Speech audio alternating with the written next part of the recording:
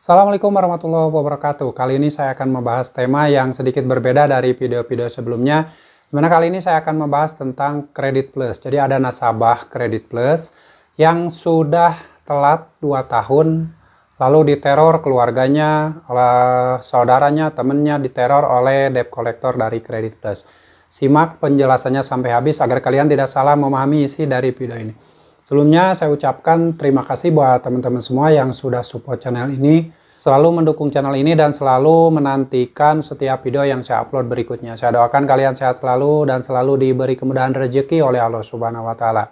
Baik teman-teman, di video sebelumnya saya sudah pernah membahas tentang kredit plus. Jadi yaitu di situ saya bahas tentang telat 2 hari di aplikasi kredit plus sudah didatangi oleh debt collector. Nah, di video kali ini saya akan kembali membahas tentang nasabah kredit plus dan kalian nanti bisa lihat komentarnya atau isi dari pembahasan di video ini di tampilan layar di sini. Silahkan kalian nanti tinggal dilihat aja. Dan saya hanya akan membahas garis besarnya saja.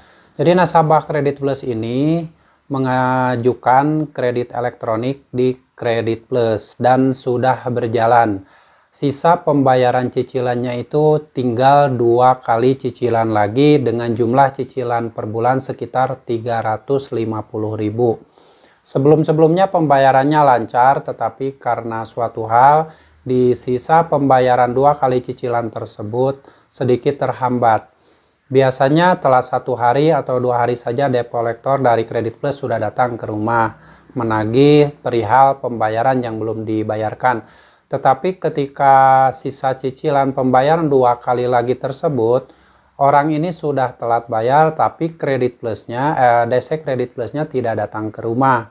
Dan sudah dihubungi, sudah disampaikan bahwa telat pembayaran karena memang tidak ada uang untuk membayar.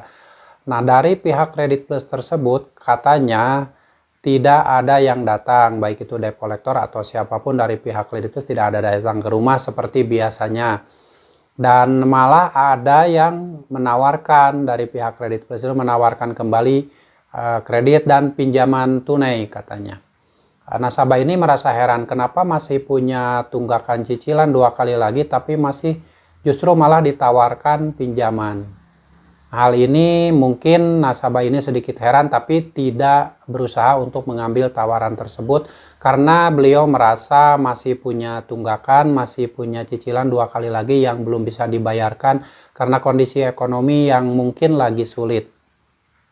Nah, setelah telat 2 tahun dari jatuh tempo, beliau ini menyampaikan katanya sudah mulai ditelepon saudaranya, orang tuanya, orang-orang sekitarnya jadi ditelepon dan disampaikan bahwa beliau mempunyai tunggakan di kredit plus sejumlah 4 juta rupiah. Padahal yang sebenarnya itu adalah 2 kali cicilan, yang satu cicilannya itu sekitar 350.000. Kalau di total 2 kali cicilan itu sekitar 700.000 rupiah. Itu sekitar seperti itu. Tapi kenapa di saat setelah telat 2 tahun ditelepon ke kontak-kontak yang ada di sekitar beliau, yaitu ada saudaranya, orang tuanya, katanya diteror dan diminta untuk membayar sejumlah 4 juta rupiah. Bagaimana ini? Apakah hal ini benar? Apakah harus dibayarkan 4 juta atau bagaimana? Nah, menurut saya kalau Anda mengalami hal ini dan Anda sudah menjelaskan bahwa Anda memang saat itu belum punya uang dan debt collector tidak datang ke rumah, malah menawarkan, ada yang menaruhkan lagi pinjaman. Hal itu Anda sudah melakukan hal yang benar dengan menolak tawaran pinjaman dari pihak kredit plus tersebut. Dan kan Anda kalau memang punya uang suatu saat nanti bayarkanlah sesuai dengan hutang Anda. Jangan tertipu dengan penagihan-penagihan atau teror-teror yang dilakukan oleh DC dari pihak kredit plus atau yang mengatasnamakan kredit plus yang menelepon ke orang-orang sekitar Anda. Kalau hal itu terjadi, sebaiknya Anda tunggu saja di rumah, debt collector tersebut atau orang dari pihak kredit plus tunggu saja di rumah. Kalau mereka datang ke rumah, Anda tinggal sampaikan saja bahwa hutang Anda itu 2 kali cicilan dengan nominal cicilan per bulan 350.000 rupiah. Kenapa bisa sampai 4 juta? Nah, itu dia masalahnya. Kalau misalkan debt collectornya sudah datang ke rumah, Anda bisa tanyakan rinciannya kok bisa jadi seperti itu. Apakah ini ada oknum yang mengatasnamakan tim penagih dari Kredit Plus sehingga meneror ke orang-orang sekitar Anda. Padahal menurut Anda sendiri bahwa nomor Anda itu masih aktif, alamat rumah Anda ada, nomor WA Anda ada, tapi pihak Kredit Plus justru tidak menelepon ke Anda. Hal ini diragukan sekali, khawatir nanti justru ini adalah penipuan yang nantinya akan menghancurkan Anda, sengaja ingin memeras Anda dengan hutang yang harus dibayarkan 4 juta rupiah dari nominal sisa tagihan sekitar 700.000 rupiah.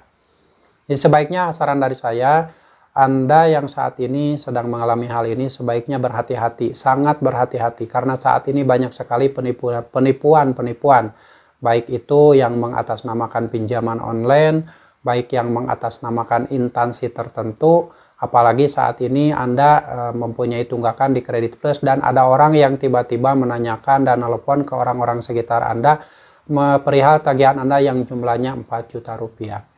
Sebaiknya jangan direspon saja, dan kalau Anda merasa risih boleh minta maaf ke orang-orang yang sekitar Anda, dan kalau bisa nomor orang-orang yang diteror tersebut termasuk saudara Anda atau orang tua Anda sebaiknya diganti saja daripada teror tersebut berkepanjangan. Atau kalau misalkan bisa diblokir saja secara otomatis sehingga ketika ada panggilan atau teror-teror dari debt collector Kredit Plus tersebut bisa terblokir secara otomatis atau bisa diabaikan saja, jangan pernah direspon. Sebaiknya sekali lagi Anda berhati-hati, ekstra hati-hati, karena ini khawatir ada indikasi penipuan. Ada indikasi jebakan untuk sengaja memeras Anda agar Anda terpuruk, agar Anda hidup Anda hancur. Karena banyak sekali orang yang mencari uang dengan cara seperti ini, dengan cara berpura-pura sebagai tim penagih, tetapi mereka itu justru oknum yang mengatasnamakan instansi tertentu dengan tujuan meraup keuntungan dari Anda. Dan buat teman-teman yang lain yang mengalami hal ini atau mungkin ada yang pengalaman yang berbeda, silakan kalian ketikkan di kolom komentar agar bisa berbagi pengalaman dan berbagi ilmu untuk teman-teman yang lain agar berhati-hati jangan sampai tertipu dengan tawaran-tawaran yang terjadi pada teman kita ini ya. Dan buat teman semua yang saat ini belum pernah mengenal yang namanya pinjaman online, belum pernah yang namanya mengenal Kredit Plus, multi finance dan sebagainya, kalau Anda masih mempunyai penghasilan, sebaiknya nikmati saja penghasilan Anda, jangan berusaha meminjam uang di pinjaman online dengan bunga-bunga yang kadang tidak tentu dan bunga-bunga yang tinggi. Sebaiknya kalian jauhi pinjaman online, jangan pernah sekali-kali berniat untuk mengajukan pinjaman uang di aplikasi pinjaman online ataupun di perusahaan multi finance manapun. Kalau bisa diusahakan penghasilan Anda nikmati saja, dipakai untuk biaya hidup sehari-hari dan jauh dari hutang pinjaman online. Semoga sharing ini bermanfaat, dan buat teman saya yang saat ini sedang terpuruk karena tiba-tiba diteror keluarganya oleh debt collector Kredit Plus, semoga kalian tetap sehat, semoga Anda juga tetap sehat, jangan sampai ketakutan yang berlebihan, karena itu mungkin saja adalah oknum yang mengatasnamakan dari perusahaan Kredit Plus tersebut. Sampai jumpa lagi di video saya selanjutnya. Wassalamualaikum warahmatullahi wabarakatuh.